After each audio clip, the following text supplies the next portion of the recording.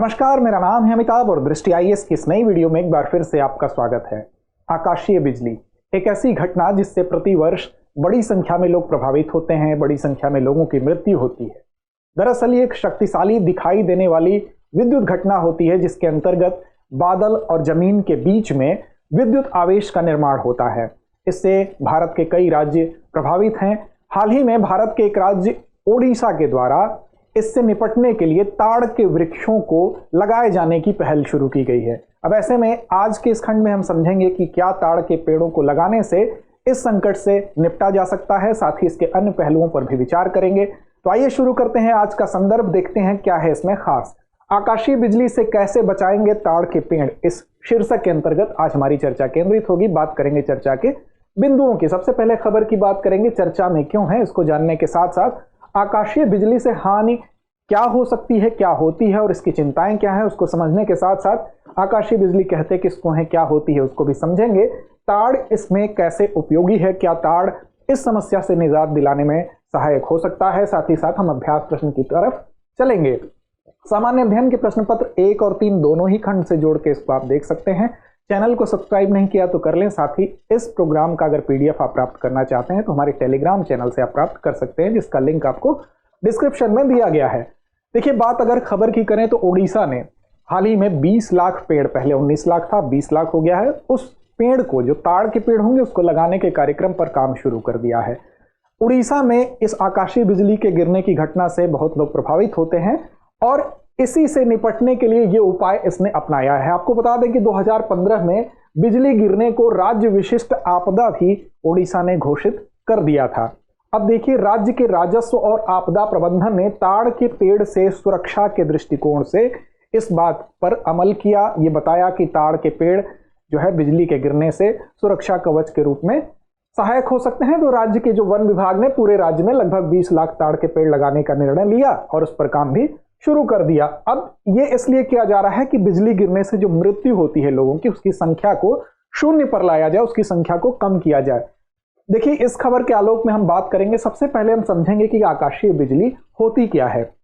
तो देखिए, आकाशीय बिजली अगर सीधे अर्थों में हम कहें तो ऊपर से बादलों के माध्यम से जो आवेश है वो नीचे के आवेश, जो विपरीत आवेश है, उनके बीच में एक विद्युत का प्रवाह होता है जिसको हम आकाशीय बिजली कहते हैं। अब देखिए, इंट्रा क्लाउड लाइटनिंग और क्लाउड टू ग्राउंड लाइटनिंग दो कैटेगरी में इसको समझ सकते हैं। देखिए, इंट्रा क्लाउड लाइटनिंग का मतलब हुआ बादल के भीतर ही जो विपरीत आवेश होते हैं। आप जानते हैं कि धन आवेश और ऋण आवेश, अर्थात जो इसमें जो हम कह सकते हैं कि जो इसके प्रोटॉन और इलेक्ट्रॉन हैं वो अलग अलग ध्रुवों पर एकत्र होते हैं। तो देखिए, जब भीतर ही आवेश अलग अलग ध्रुवों पर एकत्र हो जाएंगे, पहले ये कंडीशन बनेगी और बादल और जमीन पर विपरीत आवेशों के बीच में फिर एक अट्रैक्शन होगा, फिर उनके बीच एक आकर्षण होगा। अब देखिए, बादल के भीतर क्या होगा जब तूफान का दौर आएगा। आप जानते हैं कि बादलों के अंदर क्या होते हैं, जल के कण होते हैं, लेकिन जब वो बहुत ऊपर होते हैं तो वो हिम के कण के रूप में होंगे। काफी ठंडे होने पर वो जमते हैं। तो ऐसे में क्या होगा, जो बर्फ के क्रिस्टल होंगे वो हवा में ऊपर नीचे बहेंगे और उनमें आपस में घर्षण होगा और घर्षण के परिणाम स्वरूप क्या होगा कि जो धन आवेग होते हैं, धन आवेश जो होते हैं, अर्थात जो प्रोटॉन होते हैं वो ऊपर की तरफ चले जाते हैं और जो इलेक्ट्रॉन होगा, ऋण आवेश होगा, वो इसके आधार की तरफ चला आता है। इसके बाद क्या होगा, दूसरे चरण में ये होगा कि बिजली बोल्ट का गठन होगा। वो कैसे होगा, क्योंकि विपरीत चीजें जो होती हैं एक दूसरे को आकर्षित करती हैं। जैसे धन आवेश जो होगा वो ऋण आवेश की तरफ आएगा। अब ऋणात्मक आवेश जो होगा वो जमीन के धनात्मक आवेश से जुड़ना चाहेगा। अब ऐसी कंडीशन में क्या होगा, जब बादल के तल पर जो इलेक्ट्रॉन होते हैं जब ज्यादा हो जाएंगे, उनकी संख्या जब काफी मात्रा में हो जाएगी, तो आवेश ऐसे ऋण आवेशों के ज्यादा इकट्ठा होने के बाद क्या होगा, एक स्टेप्ड लीडर क्या होता है, ऋणात्मक आवेश का एक प्रवाह वो नीचे की तरफ होगा और पृथ्वी पर जो पृथ्वी की ओर बढ़ेगा और यहां पर जमीन पर जो भी धनात्मक आवेश होगा उसकी तरफ वो आएगा और यहां से जो स्टेप लीडर होगा उसको आकर्षित करेगा जो धन आवेश होगा और इस तरह से बिजली गिरने की जो प्रक्रिया है वो होती है। अब इसके लिए क्या कंडीशन होती है, जो आइडियल कंडीशन होती है। देखिए, इससे पहले इस बात को हम समझ लें कि जहां भी बिजली गिरने की घटना होगी तो वहां पर नमी होगी, ज्यादा तापमान होता है तो नमी होती है, तो ऐसी जगहों पर बचना चाहिए। विशेष रूप से जो हरे पेड़ होते हैं उनके नीचे भी छिपने से बचना चाहिए। अब उड़ीसा में अगर आप देखेंगे तो पिछले 11 सालों में कुल 3790 मृत्यु हुई, जो कि एक बड़ा आंकड़ा है। उड़ीसा में हानि और चिंता का कारण ये क्यों बना, इसके लिए इन आंकड़ों को देखना जरूरी है। देखिए, पिछले अगर 3 वित्तीय वर्ष में देखेंगे, 11 साल के आंकड़े कहते हैं कि 3790 लोगों की मृत्यु हुई, लेकिन पिछले 3 वित्तीय वर्ष में जब आप देखेंगे तो यहां पर 791 लोगों की मृत्यु हुई है, जो कि ये दर्शाता है कि इसकी आवृत्ति जो है वो बढ़ रही है। अर्थात पिछले 3 वर्षों में लोगों को के मरने की जो दर है वो काफी ज्यादा हुई है।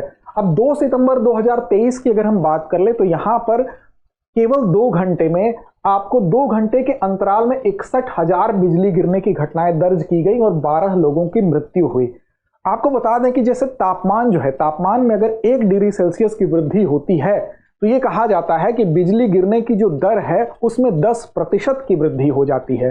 अगर दीर्घकालिक तापमान, लंबे समय तक रहने वाले तापमान में 1 डिग्री सेल्सियस की वृद्धि होती है तो बिजली गिरने की जो दर होगी, जो रेशियो होगी, उसमें 10% की वृद्धि हो जाती है। तो ये भी एक कारण है कि हमने जो ग्लोबल वार्मिंग, हमारे मानवीय गतिविधियों की वजह से जो ग्लोबल वार्मिंग हो रही है, या जो शहरी ताप द्वीप बन गए हैं, जो बड़े बड़े नगर जो हो गए हैं, जहां से वन बिल्कुल काटते जा रहे हैं हम लोग, जो मानवीय गतिविधियों का परिणाम है, प्रदूषण का स्तर बढ़ता जा रहा है, इसकी वजह से अगर दीर्घकालिक तापमान 1 डिग्री सेल्सियस बढ़ता है तो बिजली गिरने की घटना में 10% की वृद्धि हो सकती है। अब विशेष राहत आयुक्त कार्यालय ने कहा कि 2021-22 में यहाँ 282 मृत्यु हुई, 22-23 में 297 हुई और 2023-24 में 2012 लोगों की मृत्यु हुई। और सर्वाधिक घटनाएं किन जिलों में हुई तो वो मयूरभंज, क्योंझर, बालासोर, भद्रक, गंजाम, ढेकनाल, कटक, सुंदरगढ़, कोरापुट और नवरंगपुर में हुई हैं। अब देखिए, 2015 से बिजली गिरने से जो मृत्यु हुई है उसके लिए सरकार ने 4 लाख रुपए की अनुग्रह राशि भी दी है, क्योंकि इसको राज्य आपदा के अंतर्गत भी शामिल कर लिया गया 2015 से। अब CROPC रिपोर्ट 2022 कहती है, अर्थात climate resilient observing system promotion council, CROPC report 2022 कहती है कि मध्य प्रदेश, छत्तीसगढ़, महाराष्ट्र, उड़ीसा और पश्चिम बंगाल ये ऐसे राज्य हैं जो कि बिजली गिरने के प्रति सर्वाधिक संवेदनशील राज्यों के अंतर्गत हैं। इसके अलावा भी कुछ राज्य हैं जो कि बिहार, उत्तर प्रदेश, कर्नाटक, झारखंड और तमिलनाडु, यहां पर भी काफी उच्च दर पाई जाती है। तो देखिए, ये सारे राज्य बिजली गिरने से प्रताड़ित हैं, यहां मृत्यु की दर ज्यादा देखी गई है। और उड़ीसा की संवेदनशीलता, अब सवाल उठता है कि ज्यादा क्यों है, आखिर क्या ऐसी परिस्थितियां जिसकी वजह से उड़ीसा की संवेदनशीलता ज्यादा है। तो देखिए, उड़ीसा संवेदनशील इसलिए है क्योंकि बिजली गिरने के लिए वहां पर एक तो तापमान ज्यादा होना चाहिए, नमी ज्यादा होनी चाहिए, और तापमान और नमी दोनों यहां पर आपको ज्यादा पाई जाएगी, जो इसके लिए एक आइडियल कंडीशन बनाती है। अब जलवायु कारक जितने भी होते हैं उनका एक जटिल संयोजन होना चाहिए, जो कि यहां पर देखने को मिलता है, जिसमें कि नमी भी है, तापमान भी है और वायुमंडलीय दबाव भी है। अगर ये सारी कंडीशन एक जगह मिलती हैं तो वो बिजली गिरने के लिए एक अनुकूल दशा बनती है। साथ ही साथ मानसून पूर्व और मानसून अवधि, मतलब मानसून अवधि के अलावा मानसून से पहले की अवधि जो होती है, वहां भी अगर वातावरण में आपको नमी मिलती है और गर्मी का स्तर बहुत अधिक होता है तो मानसून से पहले भी वो बिजली गिरने की आवश्यक जो दशाएं हैं उसको उत्पन्न करती है। तो ये कंडीशन आपको मिल जाता है उड़ीसा में। साथ ही साथ समुद्र के तापमान से प्रभावित जो चक्रवाती गतिविधियां हैं, जो बंगाल की खाड़ी से उठने वाले चक्रवात होते हैं, क्योंकि इसकी स्थिति कैसी है, तटीय स्थिति है, इस वजह से वहां से आने वाले चक्रवात और जो भी समुद्री तूफान है उससे ये प्रभावित रहता है, तो वो भी एक कंडीशन बनाता है।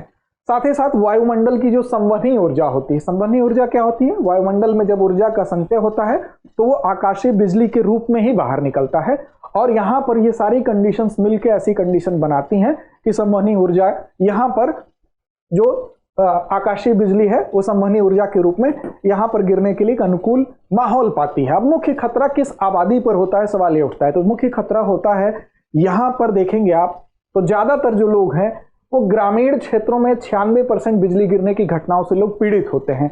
अब देखिए, उड़ीसा की जहां तक बात है तो उड़ीसा में आप देखेंगे 80% से अधिक आबादी कृषि और अन्य संबंध गतिविधियों पर निर्भर है, डिपेंडेंट है। अब यहां पर ज्यादातर लोग लंबे समय तक खेतों में काम करते हैं। इसकी वजह से जो कि किसान और खेतिहर मजदूर हैं, जो कि दैनिक वेतन भोगी लोग हैं, वो इसका खामियाजा भुगतते हैं ज्यादा, जो कि ज्यादा से ज्यादा फील्ड में अपना समय गुजारते हैं। साथ ही साथ खुले खेतों में लंबे समय तक काम करते हैं, जिससे कि बिजली अगर गिरती है तो सबसे ज्यादा जो पीड़ित वर्ग होता है वो यही वर्ग होता है, किसान वर्ग होता है, खेतिहर वर्ग होता है, या दैनिक वेतन भोगी जिसको मजदूर कह सकते हैं वो वर्ग होता है।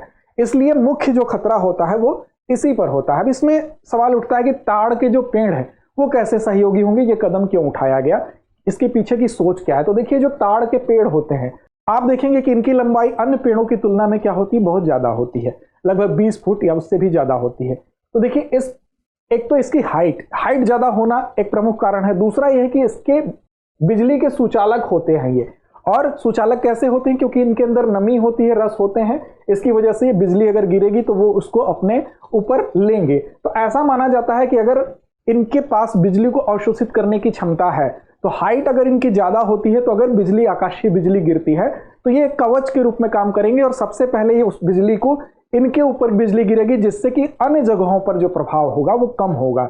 इसीलिए ये कोशिश की जा रही है कि चारों तरफ जो है, जो मुख्य क्षेत्र है उसके चारों तरफ इन वृक्षों को, इन पेड़ों को लगाया जाए, साथ ही साथ जिससे कि इनकी हाइट ज्यादा है और आकाशीय बिजली को ही अवशोषित करके कवच के रूप में काम करेंगे।